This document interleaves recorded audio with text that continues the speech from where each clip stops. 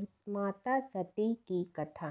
दक्ष प्रजापति की सभी पुत्रियां गुणवती थीं, फिर भी दक्ष के मन में संतोष नहीं था। वे चाहते थे उनके घर में एक ऐसी पुत्री का जन्म हो जो सर्व शक्ति संपन्न हो एवं सर्व विजयिनी हो। अतः दक्ष एक ऐसी ही पुत्री के लिए तप करने लगे। तप करते करते अधिक दिन बीत गए तो भगवती आद्या ने प्रकट होकर कहा, मैं तुम्हारे तप से प्रसन्न हूँ। तुम किस कारण तप कर रहे हो? दक्ष ने तप करने का कारण बताया तो माँ बोली, मैं स्वयं पुत्री रूप में तुम्हारे यहाँ जन्म धारण करूँगी। मेरा नाम होगा सती। मैं सती के रूप में जन्म लेकर अपनी लीलाओं का विस्तार करूँगी। फलतः भगवती आद्या ने सती रूप में दक्ष के यहाँ जन्म लिया। सती दक्ष की सभी पुत्रियों में सबसे अलौकिक थी। सती ने बाल्यावस्था में ही कई ऐसे अलौकिक आश्चर्यचकित करने वाले कार्य कर दिखाई थी, इन्हें देखकर स्वयं दक्ष को भी विस्मयता होती रहती थी। जब सती विवाह योग्य हो गई तो दक्ष को उनके लिए वर की चिंता होने लगी। उन्होंने ब्रह्मा जी से इस विषय में परामर्श किया। ब्रह्मा जी ने कहा, सती आद्या की अवतार है। मैं आद्या आदि शक्ति और शिव आदि पुरुष है। अतः सती के विवाह के लिए शिव ही योग्य और उचित वर है। दक्ष ने ब्रह्मा जी की बात मानकर सती का विवाह भगवान शिव के साथ कर दिया। सती कैलाश में जाकर भगवान शिव के साथ रहने लगी। भगवान शिव के दक्ष के दामाद थे, किंतु किसी वजह से दक्ष के हृदय में भगवान शिव के प्रति बैर और विरोध भाव पैदा हो गया। एक बार देवलोक में ब्रह्मा ने धर्म के निरूपण के लिए एक सभा का आयोजन किया था। सभी बड़े बड़े देवता सभा में एकत्र हुए। भगवान शिव भी इस सभा में बैठे थे। सभा मंडल में दक्ष का आगमन हुआ। दक्ष के आगमन पर सभी देवता उठकर खड़े हो गए, पर भगवान शिव खड़े नहीं हुए। उन्होंने दक्ष को प्रणाम भी नहीं किया। फलतः दक्ष ने अपमान का अनुभव किया। केवल यही नहीं, उनके हृदय में भगवान शिव के प्रति ईर्ष्या की आग जल उठी। वे उनसे बदला लेने के लिए समय और अवसर की प्रतीक्षा करने लगे। एक बार सती और शिव कैलाश पर्वत पर बैठे हुए परस्पर वार्तालाप कर रहे थे। उसी समय आकाश मार्ग से कई विमान कनखल की ओर जाते हुए दिखाई पड़े। सती ने उन विमानों को देखकर भगवान शिव से पूछा, प्रभु ये सभी विमान किसके हैं और कहाँ जा रहे हैं? भगवान शंकर ने उत्तर दिया, आपके पिता ने बड़े यज्ञ का आयोजन किया है। समस्त देवता और देवांगनाएं इन विमानों में बैठकर उसी यज्ञ में सम्मिलित होने के लिए जा रहे हैं। इस पर सती ने दूसरा प्रश्न किया, क्या मेरे पिता ने आपको यज्ञ में सम्मिलित होने के लिए नहीं बुलाया? भगवान शंकर ने उत्तर दिया, आपके पिता मुझसे बैर रखते हैं, फिर वे मुझे क्यों बुलाने लगे? सती मन ही मन सोचने लगी, फिर बोली, यज्ञ के इस अवसर पर अवश्य मेरी सभी बहनें आएंगी। उनसे मिले हुए बहुत दिन हो गए। यदि आपकी अनुमति हो तो मैं भी अपने पिता के घर जाना चाहती हूँ। यज्ञ में सम्मिलित हो लूँगी और बहनों से भी मिलने का अवसर मिलेगा। भगवान शिव ने उत्तर दिया, इस समय वहाँ जाना उचित नहीं होगा। आपके पिता मुझसे बैर रखते हैं। हो सकता है वे आपका भी अपमान करें। बिना बुलाए किसी के घर जाना उचित नहीं होता है। इस पर सती ने प्रश्न किया, ऐसा क्यों? भगवान शिव ने उत्तर दिया, विवाहित लड़की को बिना बुलाए पिता के घर नहीं जाना चाहिए, क्योंकि विवाह हो जाने पर लड़की अपने पति की हो जाती है। पिता के घर से उसका संबंध टूट जाता है। लेकिन सती पीहर जाने के लिए हठ करती रही, अपनी बात बार बार दोहराती रही। उनकी इच्छा देखकर भगवान शिव ने पीहर जाने की अनुमति दे दी। उनके साथ अपना एक गढ़ भी साथ में भेज दिया। उस गढ़ का नाम वीरभद्र था। सती वीरभद्र के साथ अपने पिता के घर गई। घर में सती से किसी ने भी प्रेम पूर्वक वार्तालाप नहीं किया। दक्ष ने उन्हें देखकर कहा, तुम क्या यहाँ मेरे अपमान कराने आई हो? अपनी बहनों को तो देखो, वे किस प्रकार भांति के अलंकारों और सुंदर वस्त्रों से सुसज्जित हैं। तुम्हारे शरीर पर मात्र बाघांबर है। तुम्हारा पति शमशानवासी और भूतों का नायक है। वह तुम्हें बाघंबर छोड़कर और पहना ही क्या सकता है। दक्ष के कथन से सती के हृदय में पश्चाताप का सागर उमड़ पड़ा। वे सोचने लगी, उन्होंने यहाँ आकर अच्छा नहीं किया। भगवान ठीक ही कह रहे थे, बिना बुलाए पिता के घर भी नहीं जाना चाहिए। पर अब क्या हो सकता है, अब तो आ ही गई हूँ। पिता के कटु और अपमानजनक शब्द सुनकर भी सती मौन रही। वे उस यज्ञ मंडल में गई जहाँ सभी देवता और ऋषि मुनि बैठे थे तथा यज्ञ कुंड में धू धू करती जलती हुई अग्नि में आहुतियाँ डाली जा रही थी। सती ने यज्ञ मंडप में सभी देवताओं के तो भाग देखे, किंतु भगवान शिव का भाग नहीं देखा। वे भगवान शिव का भाग न देखकर अपने पिता से बोली, पितृ श्रेष्ठ, यज्ञ में तो सबके भाग दिखाई पड़ रहे हैं, किंतु कैलाशपति का भाग नहीं है। आपने उनका भाग क्यों नहीं रखा? दक्ष ने गर्व से उत्तर दिया, मैं तुम्हारे पति शिव को देवता नहीं समझता। वह तो भूतों का स्वामी, नग्न रहने वाला और हड्डियों की माला धारण करने वाला है। वह देवताओं की पंक्ति में बैठने योग्य नहीं है। उसे कौन भाग देगा? सती के नेत्र लाल हो उठे। उनके मुखमंडल प्रलय के सूर्य की भांति तेजोदीप्त हो उठा। उन्होंने पीड़ा से तिलमिलाते हुए कहा, ओह, मैं इन शब्दों को कैसे सुन रही हूँ। मुझे धिक्कार है। देवताओं, तुम्हें भी धिक्कार है। तुम भी उन कैलाशपति के लिए इन शब्दों को कैसे सुन रहे हो? तो मंगल के प्रतीक हैं और जो क्षण मात्र में संपूर्ण सृष्टि को नष्ट करने की शक्ति रखते हैं। वे मेरे स्वामी हैं। नारी के लिए उसका पति ही स्वर्ग होता है। जो नारी अपने पति के लिए अपमानजनक शब्दों को सुनती है, नरक में जाना पड़ता है। पृथ्वी सुनो, आकाश सुनो और देवताओं तुम भी सुनो। मेरे पिता ने मेरे स्वामी का अपमान किया है। मैं अब एक क्षण भी जीवित रहना नहीं चाहती। सती अपने कथन को समाप्त करती हुई यज्ञ के कुंड में कूद पड़ी। जलती हुई आहुतियों के साथ उनका शरीर भी जलने लगा। यज्ञ मंडप में खलबली पैदा हो गई। हाहाकार मच गया। देवता उठकर खड़े हो गए। वीरभद्र क्रोध से काँप उठे। वे उछल उछल कर यज्ञ का विध्वंस करने लगे। यज्ञ मंडप में भगदड़ मच गई। देवता और ऋषि मुनि भाग खड़े हुए। वीरभद्र ने देखते ही देखते दक्ष का मस्तक काट कर फेंक दिया। समाचार भगवान शिव के कानों में भी पड़ा। वे प्रचंड आंधी की भांति कनखल जा पहुँचे। सती के जले हुए शरीर को देखकर भगवान शिव ने अपने आप को भूल गए। सती के प्रेम और उनकी भक्ति ने शंकर के मन को व्याकुल कर दिया। उन शंकर के मन को व्याकुल कर दिया जिन्होंने काम पर भी विजय प्राप्त की थी और जो सारी सृष्टि को नष्ट करने की क्षमता रखते थे। वे सती के प्रेम में खो गए, बेसुध हो गए। भगवान शिव ने उन्मत्त की भांति सती के जले हुए शरीर को कंधे पर रख लिया। वे सभी दिशाओं में भ्रमण करने लगे। शिव और सती के इस अलौकिक प्रेम को देखकर पृथ्वी रुक गई, हवा रुक गई, जल का प्रवाह ठहर गया और रुक गई। देवताओं की सांसें, सृष्टि व्याकुल हो उठी। सृष्टि के प्राणी पुकारने लगे, त्राहि मां त्राहि मां। भयानक संकट उपस्थित देखकर सृष्टि के पालन भगवान विष्णु आगे बढ़े। वे भगवान शिव की बेसुधी में अपने चक्र से सती के एक एक अंग को काट काट कर गिराने लगे। धरती पर 51 स्थानों में सती के अंग कट कट कर गिरे। जब सती के सारे अंग कट कर गिर गए तो भगवान शिव पुनः अपने आप में आए। जब वे अपने आप में आए तो पुनः सृष्टि के सारे कार्य चलने लगे। धरती पर जिन 51 स्थानों में सती के अंग कट कट कर गिरे थे, वे ही स्थान आज शक्तिपीठ माने जाते हैं।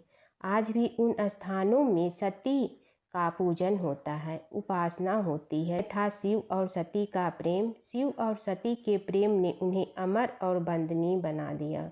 मासिक शिवरात्रि व्रत कथा। एक बार पार्वती ने भगवान शिव शंकर से पूछा, ऐसा कौन सा श्रेष्ठ तथा सरल व्रत पूजन है जिसे मृत्यु लोक के प्राणी आपकी कृपा सहज ही प्राप्त कर लेते हैं। उत्तर में शिव जी ने पार्वती को शिवरात्रि के व्रत का विधान बताकर यह कथा सुनाई। एक गांव में एक शिकारी रहता था। पशुओं की हत्या करके वह अपने कुटुंब को पालता था। वह एक साहूकार का ऋणी था, लेकिन उसका ऋण समय पर न चुका सका। क्रोधवश साहूकार ने शिकारी को शिव मठ में बंदी बना लिया। संयोग से उस दिन शिवरात्रि थी। शिकारी ध्यान मग्न होकर शिव संबंधी धार्मिक बातें सुनता रहा। चतुर्दशी को उसने शिवरात्रि की कथा भी सुनी। संध्या होते ही साहूकार ने उसे अपने पास बुलाया और ऋण चुकाने के विषय में बात की। शिकारी अगले दिन सारा ऋण लौटा देने का वचन देकर बंधन से छूट गया। अपनी दिनचर्या की भांति वह जंगल में शिकार के लिए निकला, लेकिन दिन भर बंदी गृह में रहने के कारण भूख प्यास से व्याकुल था। शिकार करने के लिए वह एक तालाब के किनारे बेल वृक्ष पर पड़ाव बनाने लगा। बेल वृक्ष के नीचे शिवलिंग था, जो बेल पत्रों से ढका हुआ था। शिकारी को उसका पता न चला। पड़ाव बनाते समय उसने जो टहनियां तोड़ी वे संयोग से शिवलिंग पर गिरी। इस प्रकार दिन भर भूखे प्यासे शिकारी का व्रत भी हो गया और शिवलिंग पर बेल पत्र भी चढ़ गए। एक पहर रात्रि बीत जाने पर एक गर्भिणी मृग तालाब पर पानी पीने पहुंची। शिकारी ने धनुष पर तीर चढ़ाकर ज्यों ही प्रत्यंचा खींची, मृगी बोली, मैं गर्भिणी हूँ, शीघ्र ही प्रसव करूंगी। तुम एक साथ दो जीवों की हत्या करोगे, जो ठीक नहीं है। मैं अपने बच्चे को जन्म देकर शीघ्र ही तुम्हारे सामने प्रस्तुत हो जाऊंगी, तब तुम मुझे मार लेना। शिकारी ने प्रत्यंचा ढीली कर दी और मृगी झाड़ियों में लुप्त हो गई। कुछ ही देर बाद एक और मृगी उधर से निकली। शिकारी की प्रसन्नता का ठिकाना न रहा। समीप आने पर उसने धनुष पर बाण चढ़ाया। तब उसे देख मृगी ने विनम्रता पूर्वक निवेदन किया, हे पार्थी, मैं थोड़ी देर पहले ही ऋतु से निवृत्त हुई हूँ, कामातुर विरहिणी हूँ, अपने प्रिय की खोज में भटक रही हूँ। मैं अपने पति से मिलकर शीघ्र ही तुम्हारे पास आ जाऊंगी। शिकारी ने उसे भी जाने दिया। 2 बार शिकार को खोकर उसका माथा ठनका। वह चिंता में पड़ गया। रात्रि का आखिरी पहर बीत रहा था। तभी एक अन्य मृगी अपने बच्चों के साथ उधर से निकली। शिकारी के लिए यह स्वर्णिम अवसर था। उसने धनुष पर तीर चढ़ाने में देर न लगाई। वह तीर छोड़ने ही वाला था कि मृगी बोली, हे पार्थी, मैं इन बच्चों को पिता के हवाले कर के लौट जाऊंगी। इस समय मुझे मत मार। शिकारी हंसा और बोला, सामने आए शिकार को छोड़ दूं मैं ऐसा मूर्ख नहीं। इससे पहले मैं 2 बार अपना शिकार खो चुका हूँ। मेरे बच्चे भूख प्यास से तड़प रहे होंगे। उत्तर में मृगी ने फिर कहा, जैसे तुम्हें अपने बच्चों की ममता सता रही है, ठीक वैसे ही मुझे भी। इसलिए सिर्फ बच्चों के नाम पर मैं थोड़ी देर के लिए जीवन दान मांग रही हूँ। हे पार्थी, मेरा विश्वास कर, मैं इन्हें इनके पिता के पास छोड़कर तुरंत लौटने की प्रतिज्ञा करती हूँ। मृगी का दिन स्वर सुनकर शिकारी को उस पर दया आ गई। उसने उस मृगी को भी जाने दिया। शिकार के अभाव में बेल वृक्ष पर बैठा शिकारी बेल पत्र तोड़ तोड़ कर नीचे फेंकता जा रहा था। एक हष्ट पुष्ट मृग उसी रास्ते पर आया। शिकारी ने सोच लिया कि इसका शिकार वह अवश्य करेगा। शिकारी की तनी प्रत्यंचा देखकर मृग विनीत स्वर में बोला, हे पार्थी भाई, यदि तुमने मुझसे पूर्व आने वाली 3 मृगियों तथा छोटे छोटे बच्चों को मार डाला है तो मुझे भी मारने में विलंब न करो, ताकि उनके वियोग में मुझे एक क्षण भी दुख न सहना पड़े। मैं उन मृगियों का पति हूँ। यह तुमने उन्हें जीवन दान दिया है तो मुझे भी कुछ क्षण जीवन दान देने की कृपा करो। मैं उनसे मिलकर तुम्हारे सामने उपस्थित हो जाऊंगा। मृग की बात सुनते ही शिकारी के सामने पूरी रात का घटना चक्र घूम गया। उसने सारी कथा मृग को सुना दी। तब मृग ने कहा, मेरी तीनों पत्नियों जिस प्रकार प्रतिज्ञाबद्ध होकर गई हैं, मेरी मृत्यु से अपने धर्म का पालन नहीं कर पाएंगी। अतः जैसे तुमने उन्हें विश्वास पात्र मानकर छोड़ा है, वैसे ही मुझे भी जाने दो। मैं उन सब के साथ तुम्हारे सामने शीघ्र ही उपस्थित होता हूँ। उपवास, रात जागरण तथा शिवलिंग पर बेलपत्र चढ़ाने से शिकारी का हिंसक हृदय निर्मल हो गया था। उसमें भगवत शक्ति का वास हो गया था। धनुष तथा बाण उसके हाथ से सहज ही छूट गए। भगवान शिव की अनुकंपा से उसका हिंसक हृदय कारुणिक भाव से भर गया। वह अपने अतीत के कर्मों को याद करके पश्चाताप की ज्वाला में जलने लगा। थोड़ी ही देर बाद मृग सपरिवार शिकारी के समक्ष उपस्थित हो गया, ताकि वह उसका शिकार कर सके। किंतु जंगली पशुओं की ऐसी सत्यता, सात्विकता एवं सामूहिक प्रेम भावना देखकर शिकारी को बड़ी ग्लानि हुई। उसके नेत्रों आंसू झलकने लगा। उस मृग परिवार को न मारकर शिकारी ने अपने कठोर हृदय को जीव हिंसक से हटा सदा के लिए कोमल एवं दयालु बना लिया। देवलोक से समस्त देव समाज भी इस घटना को देख रहा था। घटना की होते ही देवी देवताओं ने पुष्प वर्षा की। तब शिकारी तथा मृग परिवार मोक्ष को प्राप्त हुए। एक बार भगवान शिव तथा माता पार्वती नर्मदा नदी के किनारे बैठे थे। वहां माता पार्वती ने भगवान शिव से समय व्यतीत करने के लिए चौपड़ खेलने को कहा। शिव चौपड़ खेलने के लिए तैयार हो गए, परंतु इस खेल में हार जीत का फैसला कौन करेगा, यह प्रश्न उनके समक्ष उठा तो भगवान शिव ने कुछ तिनके एकत्रित कर उसका एक पुतला बनाकर उसकी प्राण प्रतिष्ठा कर दी और पुतले से कहा, बेटा, हम चौपड़ खेलना चाहता हूँ, परंतु हमारी हार जीत का फैसला करने वाला कोई नहीं है। इसलिए तुम बताना कि हम दोनों में से कौन हारा और कौन जीता। उसके बाद भगवान शिव और माता पार्वती का चौपड़ खेलना शुरू हो गया। यह खेल 3 बार खेला गया और संयोग से तीनों बार माता पार्वती ही जीत गईं। खेल समाप्त होने के बाद बालक से हार जीत का फैसला करने के लिए कहा गया तो उस बालक ने महादेव को विजयी बताया। यह सुनकर माता पार्वती क्रोधित हो गई और क्रोध में उन्होंने बालक को लंगड़ा होने, कीचड़ में पड़े रहने का श्राप दे दिया। बालक ने माता पार्वती से माफ़ी मांगी और कहा कि यह मुझसे अज्ञानतावश ऐसा हुआ है, मैंने किसी द्वेष भाव में ऐसा नहीं किया है। बालक द्वारा क्षमा मांगने पर माता ने कहा, यहाँ गणेश पूजन के लिए नाग कन्याएं आएंगी। उनके कहे अनुसार तुम गणेश व्रत करो, ऐसा करने से तुम मुझे प्राप्त करोगे।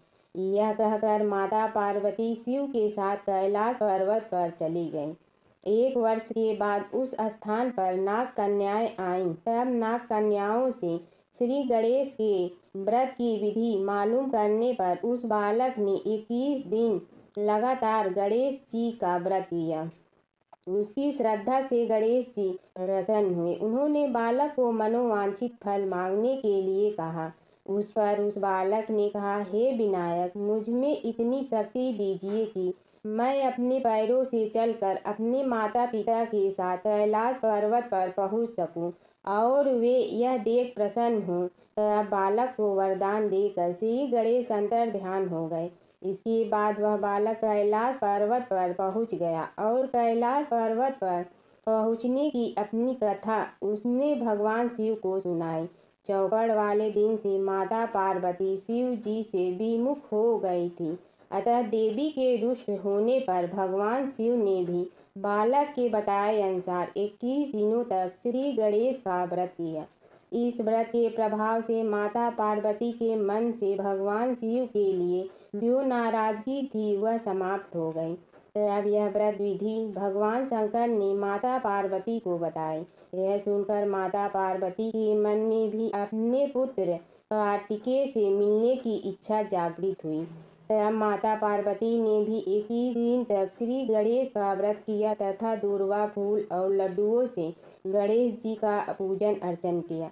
व्रत के 21वें दिन कार्तिकेय स्वयं माता पार्वती जी से आ मिले। उस दिन से श्री गणेश चतुर्थी का यह व्रत समस्त मनोकामनाओं की पूर्ति करने वाला व्रत माना जाता है।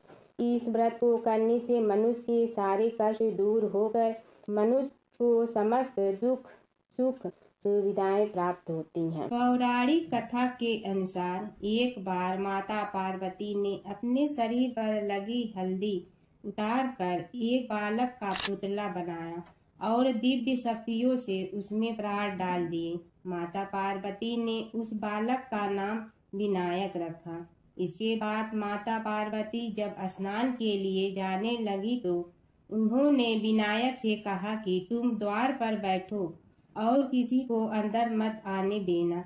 भगवान गणेश ने माता की आज्ञा का पालन करते हुए किसी को अंदर नहीं जाने दिया।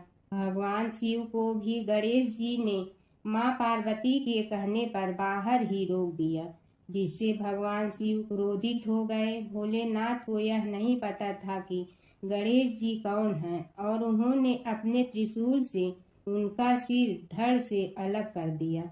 यह देखकर माँ पार्वती रोने लगती हैं और बहुत क्रोधित हो जाती हैं। माँ पार्वती भगवान शिव को गणेश जी को फिर से जीवित करने को कहती हैं। भगवान शिव अपने गणों से कहते हैं कि जाओ और उत्तर दिशा में जो सबसे पहले सिर दिखे उसे लेकर आओ। जब शिव गण सिर लेने जाते हैं तो उन्हें उत्तर दिशा में सबसे पहले इंद्र का हाथी ऐरावत मिलता है और वो उसका सिर ले जाते हैं।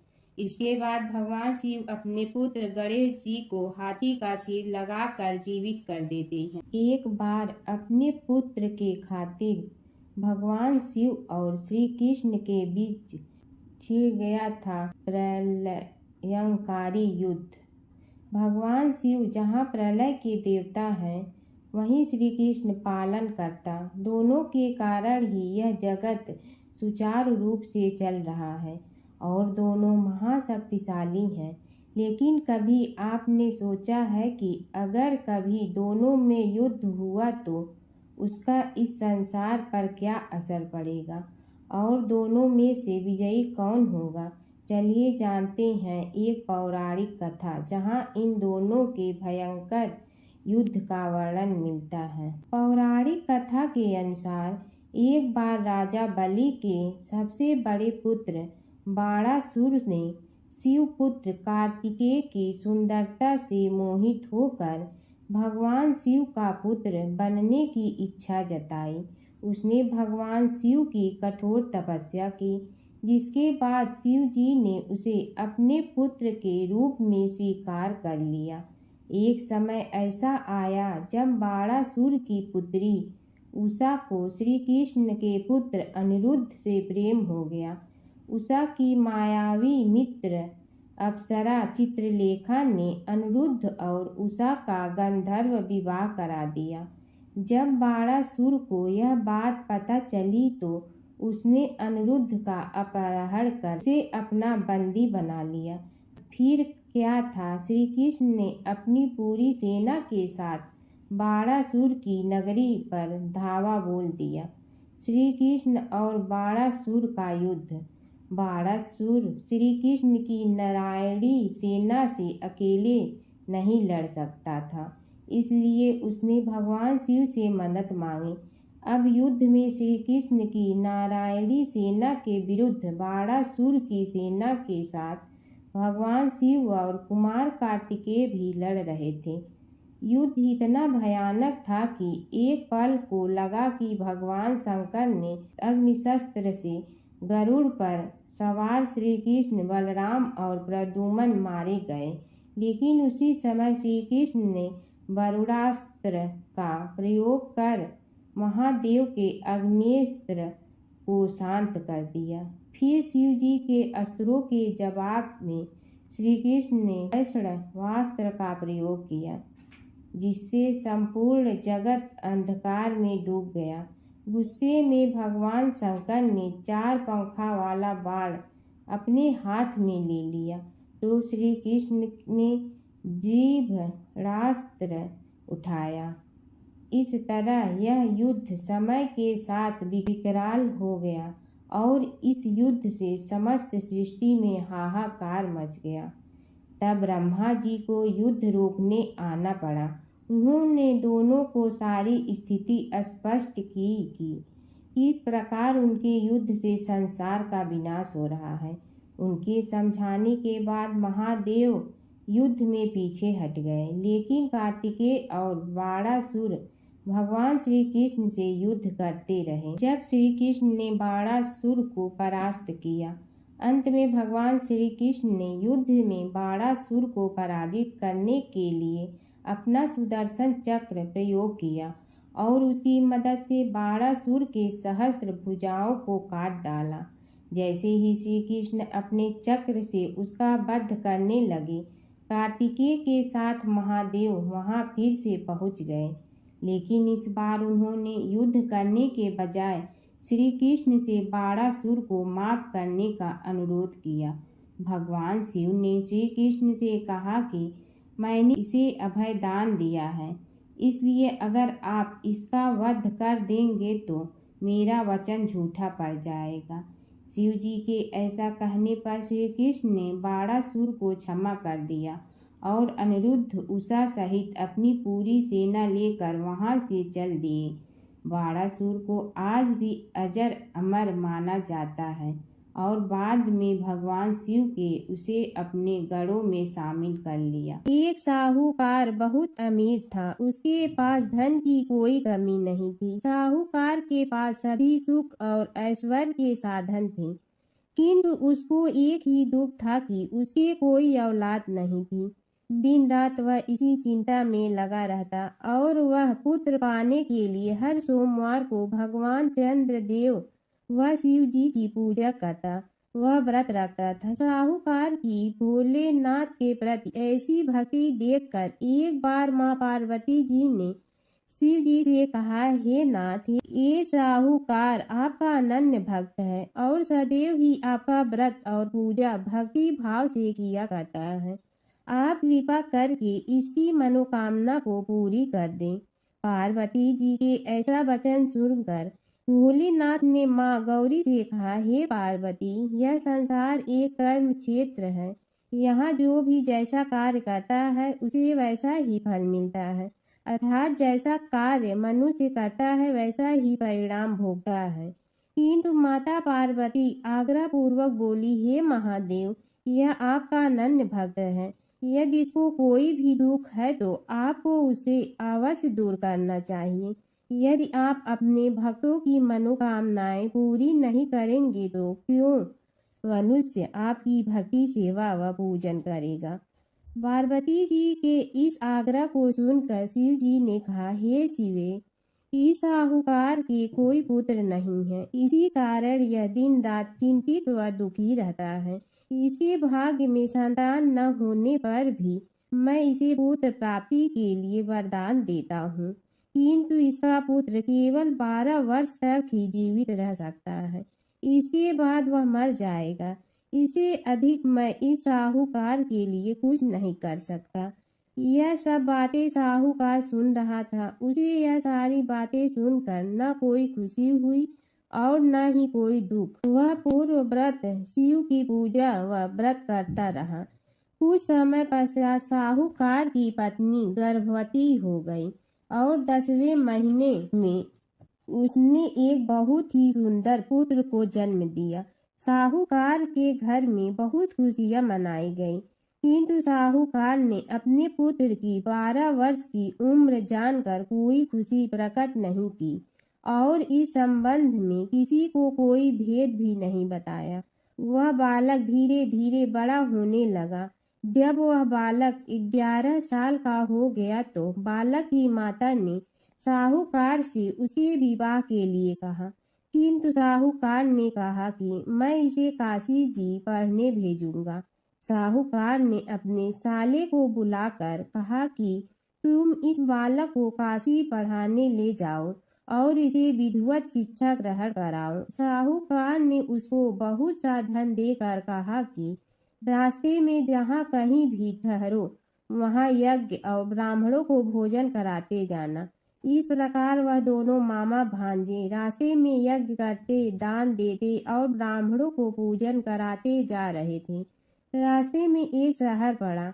उस शहर में राजा की कन्या का विवाह था। एक अन्य राजा का लड़का बारात लेकर आया था, लेकिन वह एक आंख से काना था। लड़के के पिता को इस बात की चिंता थी कि वर को देखकर कन्या के माता पिता विवाह में किसी प्रकार की अड़चन न डालें।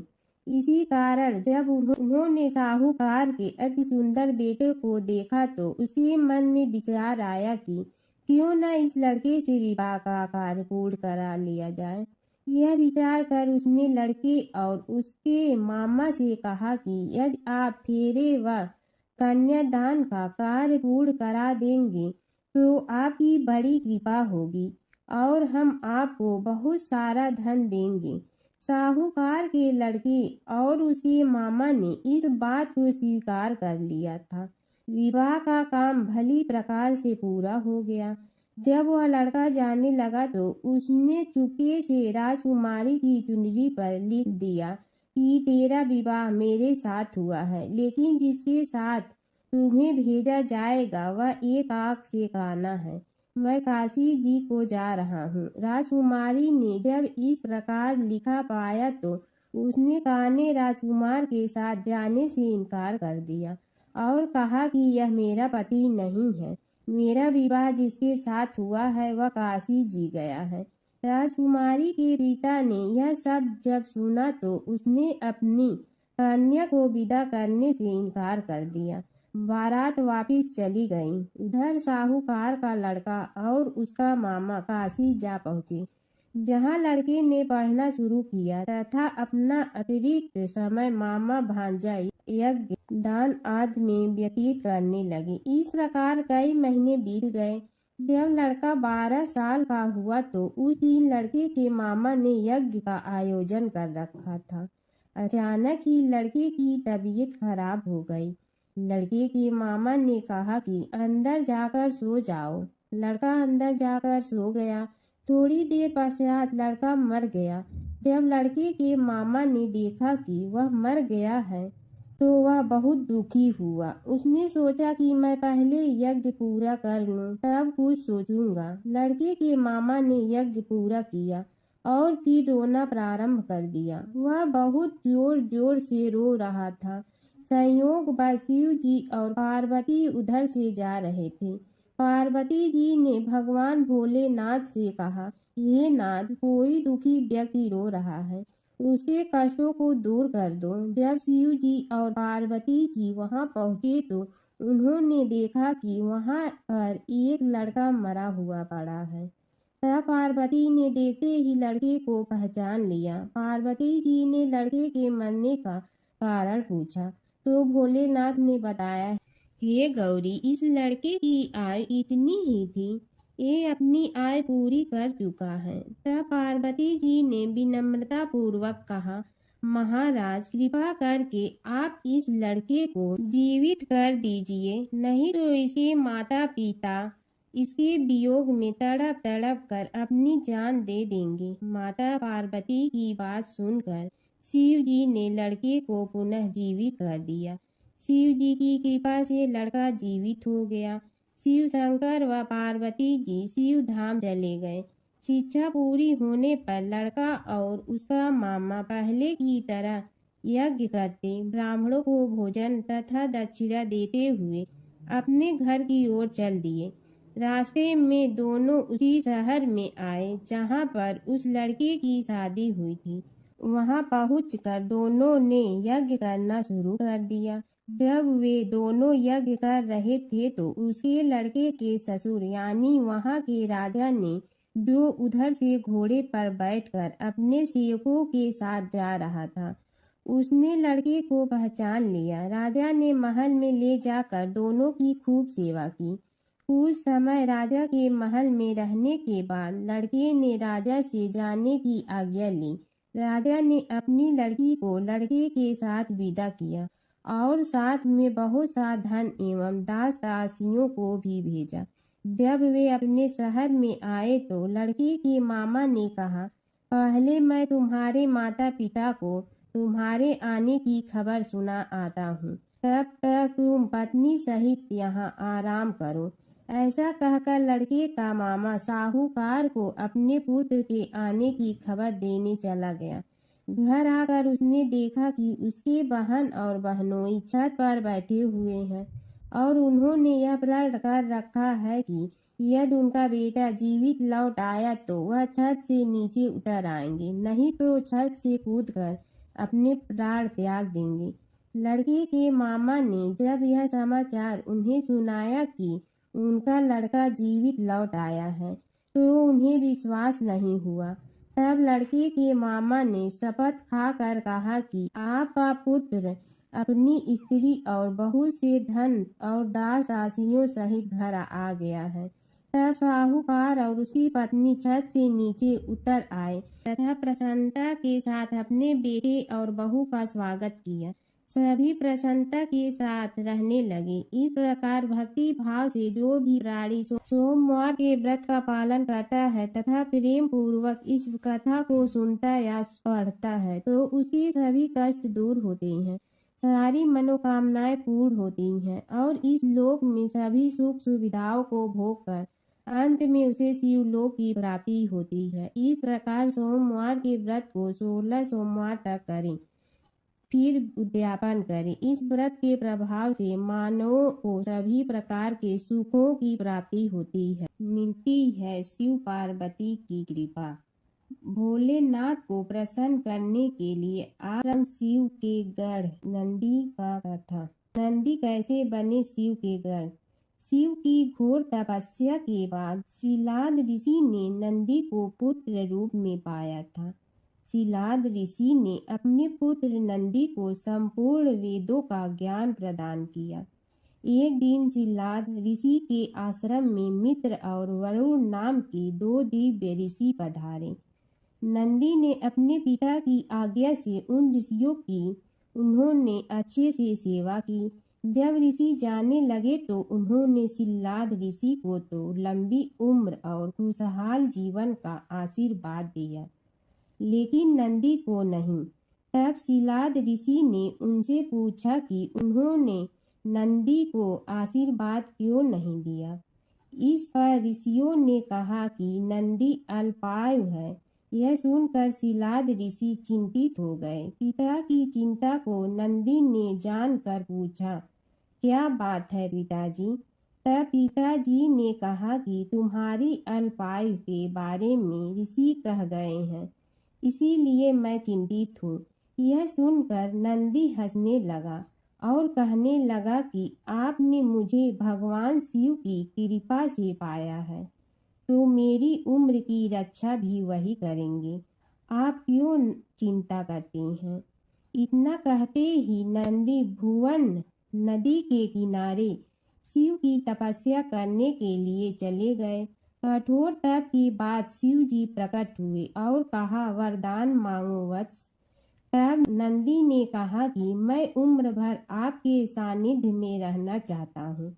नंदी के समर्पण से प्रसन्न होकर भगवान शिव ने नंदी को पहले अपने गले लगाया और उन्हें बैल का चेहरा देकर उन्हें अपने वाहन अपना दोस्त अपने गढ़ों में सर्वोत्तम के रूप में स्वीकार कर। हिंदू पंचांग का अंतिम महीना फाल्गुन मास होता है। फाल्गुन मास में महाशिवरात्रि और होली ये दो सबसे बड़े त्योहार पड़ते हैं जो कि बहुत ही धूमधाम से मनाए जाते हैं। हिंदू धर्म के अनुसार अनेक देवताओं में से एक चंद्र देवता हैं। चंद्र के देवता भगवान शिव हैं और शिव जी ने चंद्रमा को अपने सिर पर धारण कर रखा है। अतः पुराणों की माने तो फाल्गुन मास चंद्र देव की आराधना के लिए सबसे उपयुक्त समय होता है क्योंकि यह चंद्रमा का जन्म माह माना जाता है। फाल्गुन माह में भगवान श्री कृष्ण की आराधना का भी विशेष महत्व है। इस माह में विशेषकर भगवान श्री कृष्ण के 3 स्वरूपों की पूजा करना बहुत ही लाभदायी माना जाता है। इसमें श्री कृष्ण के बाल कृष्ण स्वरूप, युवा रूप के कृष्ण और गुरु कृष्ण की पूजा की जाती है। बाल कृष्ण रूप की पूजा संतान पाने के लिए, युवा स्वरूप कृष्ण का पूजा दाम्पत्य जीवन मधुर बनाने हेतु और गुरु रूप कृष्ण का पूजन मोक्ष और वैराग्य पाने के लिए ही फाल्गुन के महीने में कृष्ण जी का पूजन अवश्य ही सभी को करना चाहिए। साथ ही श्री गणेश के पूजन का भी महत्व है। फाल्गुन मास की कथा। फाल्गुन मास की कथा के अनुसार सतयुग की बात है। उस समय एक बड़ा ही धर्मात्मा राजा का राज्य था।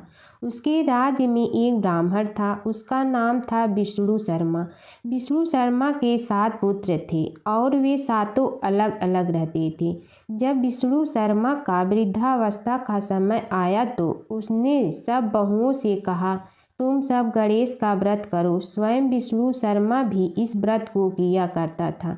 अब बूढ़ा हो जाने पर वो यह दायित्व अपनी बहुओं को सौंपना चाहता था। जब उसने बहुओं से इस व्रत के लिए कहा तो बहुओं ने नाक सिकोड़ते हुए उसकी आज्ञा न मानकर उसका अपमान कर दिया। अंत में छोटी बहू ने अपने ससुर की बात मान ली और पूजन के सामान का व्यवस्था करके ससुर के साथ व्रत किया तथा भोजन नहीं किया और ससुर को भोजन करा दिया। जब आधी रात बीती तो विष्णु शर्मा को उल्टी और दस्त होने लगे। तब छोटी बहू ने मलमूत्र में भरे गंदे कपड़ों को साफ करके ससुर के शरीर को धोया और पोंछा। पूरी रात बिना कुछ खाए पिए जागती रही। फिर गणेश जी ने उन दोनों पर अपनी कृपा की। ससुर का स्वास्थ्य ठीक हो गया और छोटी बहू का घर धन धान्य से पूर्ण हो गया। तत्पश्चात अन्य बहुओं को भी इस घटना से प्रेरणा मिली और उन्होंने भी श्री गणेश जी का व्रत किया। अतः फाल्गुन मास में जो भी व्यक्ति सच्चे मन से गणेश जी का व्रत करता है, भगवान गणेश उसकी सभी मनोकामनाएं पूरी करते हैं। भगवान शिव की कथा। प्राचीन काल की बात है। सृष्टि के पालन पोषण के लिए ब्रह्मा, विष्णु और महेश तीनों देवताओं का विशेष स्थान है। इनमें भगवान शिव को भोलेनाथ कहा जाता है क्योंकि वे सच्चे मन से की गई भक्ति से शीघ्र प्रसन्न हो जाते हैं। एक बार देवताओं और असुरों ने समुद्र मंथन किया। मंथन से अनेक रत्न निकले पर अंत में एक भयंकर विष भी निकला जिससे पूरी सृष्टि नष्ट होने का संकट आ गया। तब सभी देवता भगवान शिव के पास पहुँचे। सृष्टि की रक्षा के लिए शिव जी ने वह विष अपने कंठ में धारण कर लिया। विष के प्रभाव से उनका कंठ नीला हो गया। तभी से वे नीलकंठ कहलाए। माता पार्वती ने विष को कंठ से नीचे न जाने दिया जिससे शिव जी की रक्षा हुई। इस महान त्याग से शिव जी ने यह संदेश दिया कि दूसरों की भलाई के लिए त्याग करना ही सच्चा धर्म है। भगवान शिव ध्यान, तपस्या और वैराग्य के प्रतीक है। वे कैलाश पर्वत पर निवास करते हैं, भस्म धारण करते हैं और गले में नाग रखते हैं। उनका डमरू सृष्टि की ध्वनि का प्रतीक है और त्रिशूल शक्ति व संतुलन का। विष्णु जी की कथा। फाल्गुन मास हिंदू पंचांग का अत्यंत पवित्र महीना माना जाता है। यह मास भक्ति, आनंद और मुक्ति का प्रतीक है। इस मास में भगवान श्री हरि विष्णु की पूजा विशेष फलदायी होती है। प्राचीन काल की बात है। एक नगर में धर्मपाल नाम का एक निर्धन किंतु अत्यंत धर्मनिष्ठ व्यक्ति रहता था। वह न तो अधिक पूजा पाठ जानता था और न ही उसके पास धन था, परंतु उसके हृदय में भगवान विष्णु के प्रति अपार श्रद्धा थी। फाल्गुन मास के आने पर वह प्रतिदिन प्रातः स्नान कर भगवान विष्णु का स्मरण करता और तुलसी दल अर्पित करता। होली के दिनों में जब लोग रंग उत्सव में मग्न रहते तब भी वह हरि नाम का जाप करता रहता। एक दिन किसी कारणवश वह पूजा न कर सका। मन में ग्लानि हुई और रात को उसने भगवान विष्णु से क्षमा याचना की। उसी रात उसे स्वप्न में विष्णु ने दर्शन दिए और कहा, हे भक्त, फाल्गुन मास में जो भी व्यक्ति श्रद्धा से मेरा स्मरण करता है, मैं उसके सभी पाप हर लेता हूँ। भक्ति में विधि नहीं, भाव प्रधान होता है। कुछ समय बाद धर्मपाल के जीवन की सभी कठिनाइयाँ दूर हो गई। उसके घर में सुख शांति और समृद्धि आ गई। अंत समय में उसे वैकुंठ लोक की प्राप्ति हुई। भगवान शिव और कृष्ण जी की कथा हिंदू धर्म में महत्वपूर्ण स्थान रखती है। ये कथाएं अक्सर एक दूसरे से जुड़ी हैं, जिनमें शिव को कृष्ण का भक्त और कृष्ण को शिव का आराध्य बताया गया है। पुराणों में शिव और कृष्ण के कई लीलाओं का वर्णन है। कृष्ण के दर्शन के लिए शिव का साधु वेश में गोकुल जाना। एक पौराणिक कथा के अनुसार भगवान शिव एक साधु का वेश धारण करके गोकुल में कृष्ण के दर्शन के लिए गए थे। मैया यशोदा ने उन्हें भिक्षा देने के लिए आई, लेकिन शिव ने कृष्ण के दर्शन के अलावा कुछ भी स्वीकार करने से इनकार कर दिया। यशोदा ने पहले तो मना कर दिया, लेकिन बाद में पूर्णमासी काकी के समझाने पर उन्होंने कृष्ण को साधु के सामने प्रकट किया। शिव ने कृष्ण के दर्शन किए और उनके चरणों की छाप छोड़कर चले गए। यशोदा और नंद राय समझ गए कि यह कोई साधारण साधु नहीं था, बल्कि कोई दिव्य पुरुष था। नारद मुनि का घमंड। एक बार नारद मुनि को अपने ज्ञान और भक्ति पर घमंड हो गया। कृष्ण ने नारद मुनि की परीक्षा लेने के लिए उन्हें एक गांव में भेजा, जहां एक महिला अपने पति के बीमार होने पर बहुत दुखी थी। नारद मुनि ने महिला को समझाया कि वह भगवान से प्रार्थना करे, लेकिन महिला ने कहा कि वह अपने पति को कष्ट में नहीं देख सकती। तब नारद मुनि ने राधा से मिलने का फैसला किया। राधा ने नारद मुनि को चरणामृत दिया और कहा कि वह इसे अपने पति को दे। नारद मुनि ने जब राधा से चरणामृत लिया तो उन्हें एहसास हुआ कि राधा का प्रेम कृष्ण के प्रति सबसे महान है। इस घटना के बाद नारद मुनि का घमंड चूर चूर हो गया। नारद मुनि और कृष्ण की लीला। नारद मुनि अक्सर कृष्ण की लीलाओं में शामिल होते थे। एक बार नारद मुनि इंद्र के दरबार से द्वारका जा रहे थे। रास्ते में उन्होंने पारिजात वृक्ष का एक फूल लिया और कृष्ण को दे दिया। कृष्ण ने वह फूल रुक्मिणी को दे।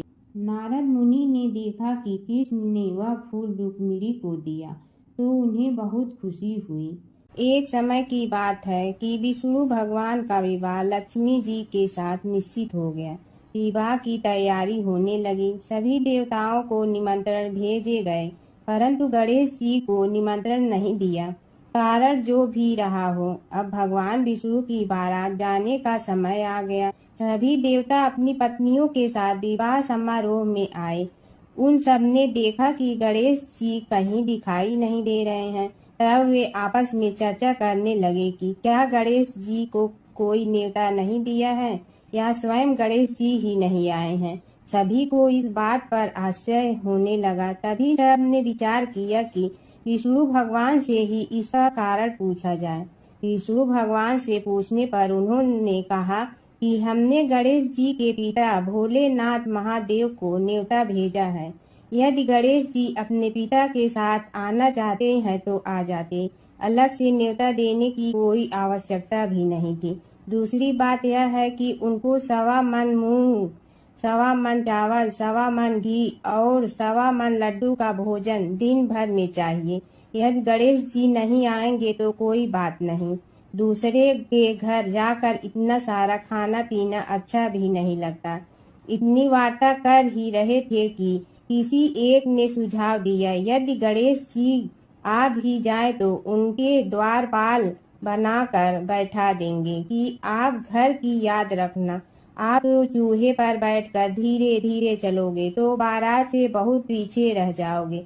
यह सुझाव भी सबको पसंद आ गया तो विष्णु भगवान ने भी अपनी सहमति दे दी। होना क्या था कि इतने में गणेश जी वहां आ पहुंचे और उन्हें समझा बुझाकर घर की रखवाली करने बैठा दिया गया।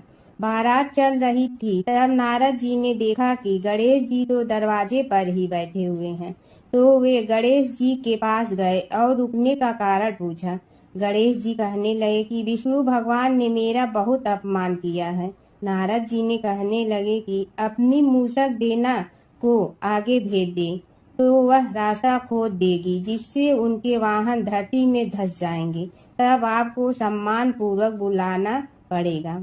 अब तो गणेश जी ने अपनी मूसक सेना जल्दी से आगे भेज दी और सेना ने जमीन पोली कर दी। जब बारात वहां से निकली तो रथों के पहिए धरती में धंस गए। लाख कोशिश करे परंतु पहिए नहीं निकले। सभी ने अपने अपने उपाय किए परंतु पहिए तो नहीं निकले, बल्कि जगह जगह से टूट गए। किसी की समझ में नहीं आ रहा था कि अब क्या किया जाए। तब तो नारद जी ने कहा, आप लोगों ने गणेश जी का अपमान करके अच्छा नहीं किया। यदि उन्हें मना कर लाया जाए तो आपका कार्य सिद्ध हो सकता है और यह संकट टल सकता है। शंकर भगवान ने अपने दूत नंदी को भेजा और वे गणेश जी को लेकर आए। गणेश जी का आदर सम्मान के साथ पूजन किया। तब कहीं रथ के पहिए निकले। अब रथ के पहिए निकल के परंतु टूट फूट गए तो उन्हें सुधारे गए। पास के खेत में खाती काम कर रहा था, उसे बुलाया गया। खाती अपना कार्य करने के पहले श्री गणेशाय नमः कहकर गणेश जी की वंदना मन ही मन करने लगा। देखते ही देखते खाती ने सभी पहियों को ठीक कर दिया। तब खाती कहने लगा कि हे देवताओं, आपने सर्वप्रथम गणेश जी को नहीं मनाया होगा और न ही उनकी पूजन की होगी, इसीलिए तो आपके साथ यह संकट आया है। हम तो मूर्ख अज्ञानी हैं, फिर भी पहले गणेश जी को पूजते हैं, उनका ध्यान करते हैं। आप लोग तो देवतागण हैं, फिर भी आप गणेश जी को कैसे भूल गए। अब आप लोग भगवान श्री गणेश जी की जय बोल कर जाएं तो आपके सब काम बन जाएंगे और संकट कट जाएंगे। ऐसा कहते हुए बारात वहां से चल दी और विष्णु भगवान को लक्ष्मी जी के साथ विवाह संपन्न करा के सभी सकुशल घर लौट आए। हे गणेश जी महाराज, आपने विष्णु को जैसे कारज सारियो ऐसे कारज सबको सिद्ध कर जो। बोलो गजानन भगवान की जय। प्राचीन काल की बात है। नैमिषारण्य क्षेत्र में ऋषि, महर्षि और साधु संतों का समाज जुड़ा था। उसमें श्री सूत जी भी विद्यमान थे। शौनक जी ने उनकी सेवा में उपस्थित होकर निवेदन किया कि हे अज्ञान रूप घोर तिमिर को नष्ट करने में करोड़ों सूर्यों के समान प्रकाशमान श्री सूत जी, हमारे कानों के लिए अमृत के समान जीवन प्रदान करने वाले कथा तत्व का वर्णन कीजिए। हे सूत जी, हमारे हृदयों में ज्ञान के प्रकाश की वृद्धि तथा भक्ति, वैराग्य और विवेक की उत्पत्ति जिस कथा से हो सकती हो, वह हमारे प्रति कहने की कृपा कीजिए।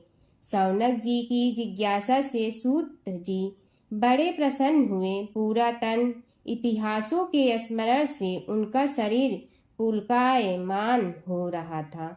वे कुछ देर उसी स्थिति में विराजमान रहकर कुछ विचार करते रहे और अंत में बोले, शौनक जी, इस विषय में आपके चित्त में बड़ी जिज्ञासा है। आप धन्य हैं जो सदैव ज्ञान की प्राप्ति में तत्पर रहते हुए विभिन्न पुराण कथाओं की जिज्ञासा रखते हैं। आज मैं आपको ज्ञान के परम स्रोत रूप श्री गणेश जी का जन्म कर्म रूप चरित्र सुनाऊंगा। गणेश जी से ही सभी ज्ञानों सभी विद्याओं का उद्भव हुआ है। अब आप सावधान चित्त से विराजमान हो। श्री गणेश जी के ध्यान और नमस्कार पूर्वक उनका चरित्र श्रवण करें। नमस्तस्मै गणेशाय ब्रह्मा विद्या प्रदायिनी यनागस्त्यसमः साक्षात विघ्न सागर सोषणे। कैसे हैं वे श्री गणेश जो सभी प्रकार की ब्रह्म विद्याओं को प्रदान करने वाले अर्थात ब्रह्मा के सगुण और निर्गुण स्वरूप पर प्रकाश डालने और जीव ब्रह्मा का अभेद प्रतिपादन करने वाली विद्याओं के दाता हैं। वे विघ्नों के समुद्रों को महर्षि अगस्त्य के समान शोषण करने में समर्थ हैं। इसलिए उनका नाम विघ्न सागर शोषक के नाम से प्रसिद्ध है। मैं उन भगवान श्री गणेश जी को नमस्कार करता हूँ। प्रथम पूजा के अधिकारी श्री गणेश जी, यह कहकर सूत जी कुछ समय के लिए मौन हो गए और फिर बोले, शौनक जी, भगवान गणेश जी ही सर्वप्रथम पूजा प्राप्ति के अधिकारी हैं। किसी भी देवता की पूजा करो, पहले उनकी पूजा करो। शौनक जी ने निवेदन किया, हे भगवान, हे सूत, सर्वप्रथम यह बताने की कृपा कीजिए कि गणेश जी को प्रथम पूजा का अधिकार किस प्रकार प्राप्त हुआ। इस विषय में मेरी बुद्धि मोह को प्राप्त हो रही है कि सृष्टि रचयिता ब्रह्मा जी, पालन करता भगवान नारायण और संहार करता शिव जी में से किसी को प्रथम पूजा का अधिकारी क्यों नहीं माना गया। यह त्रिदेव ही तो सबसे बड़ा देवता माने जाते हैं। सूत जी ने कहा, शौनक जी, यह भी एक रहस्य ही है। देखो, अधिकार मांगने से नहीं मिलता, इसके लिए योग्यता होनी चाहिए। संसार में अनेकों देवी देवताएं पूजे जाते हैं। पहले जो जिसका इष्ट देव होता है वह उसी की पूजा किया करता है। इससे बड़े देवताओं के महत्व में कमी आने की आशंका उत्पन्न हो गई। इस कारण देवताओं में परस्पर विवाद होने लगा।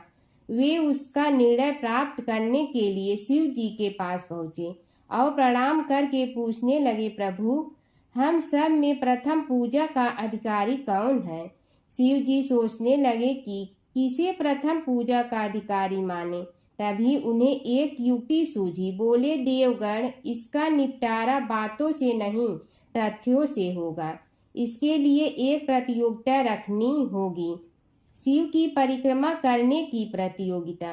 देवगण उनका मुख देखने लगे, शंकित हृदय से सोचने लगे कि कैसी प्रतियोगिता रहेगी। यह शिव जी ने उनके मन के भाव ताड़ लिए, इसलिए सांत्वना भरे शब्दों में बोले, घबराओ मत, कोई कठिन परीक्षा नहीं ली जाएगी।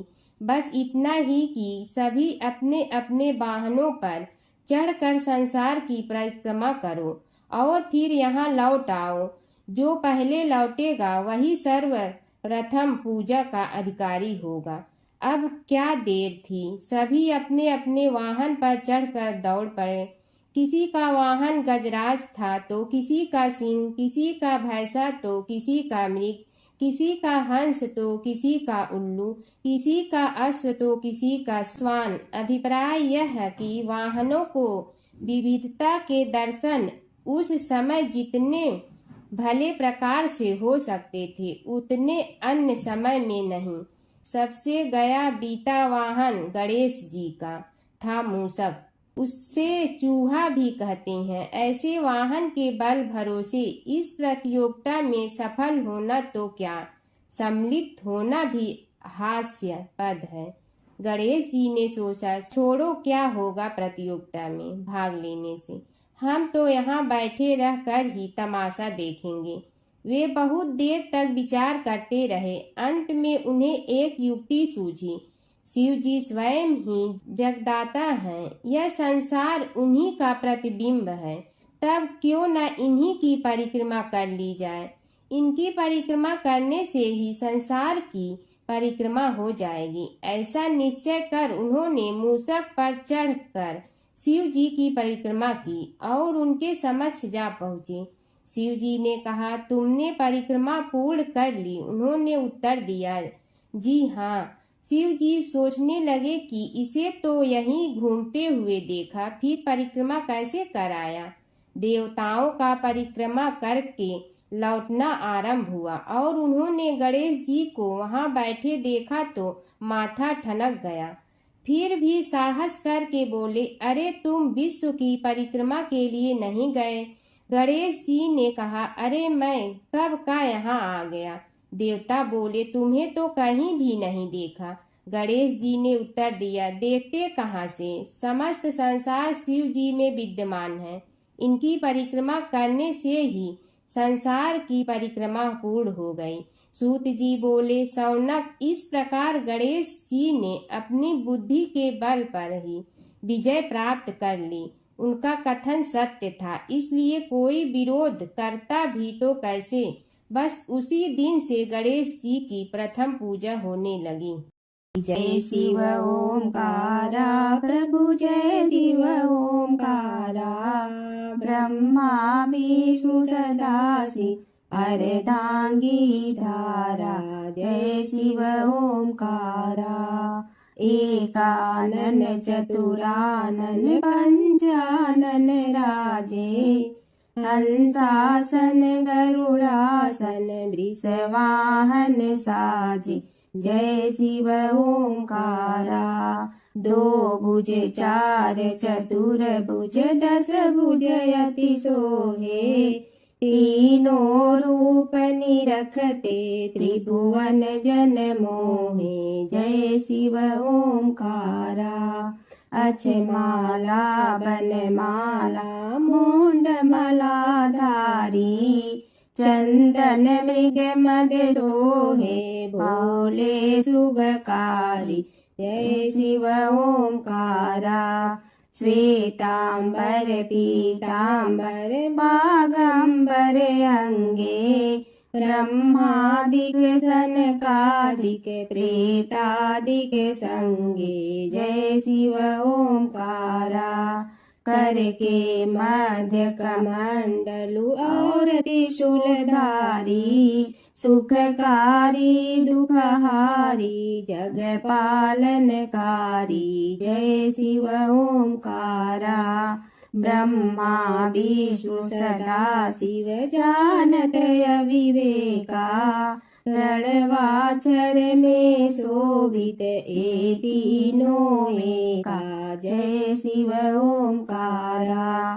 त्रिगुण स्वामी जी की आरती जो कोई नर गावे। कहत शिवानंद स्वामी मन वांछित फल पावे। जय शिव ओंकारा प्रभु, जय शिव ओंकारा।